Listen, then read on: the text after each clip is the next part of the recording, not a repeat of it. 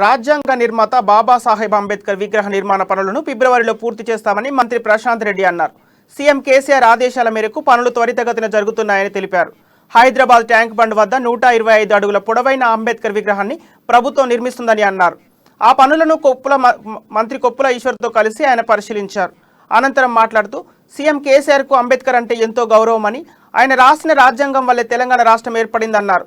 ఆ మహానుభావుడి ఆశయాలకు అనుగుణంగా రాష్ట్రంలో ముఖ్యమంత్రి జనరంజక పాలన కొనసాగిస్తున్నారని తెలిపారు. వారి చిన్ననాటి జ్ఞాపకాలను గుర్తు చేసేది, అట్లాగే వారి కాలేజీ చదువుకుంటూ విద్యను అభ్యసించినప్పుడు ఆ సంఘటనలు గుర్తు చేసేవి, అట్లాగే ఒక రాజకీయ నాయకుడిగా, రాజ్యాంగ నిర్మాతగా, ఒక స్టేట్స్మెన్గా భారతదేశంలో ఆయన వ్యవహరించిన తీరు మరి అవి సంఘటనలు గుర్తు చేసే విధంగా వారి యొక్క చిహ్నాలను ఏర్పాటు చేయడం జరుగుతుంది. వారి గౌరవ ముఖ్యమంత్రి కేసీఆర్ గారు డాక్టర్ బాబాసాహెబ్ అంబేద్కర్ గారి యొక్క 125వ జన్మదినం సందర్భంగా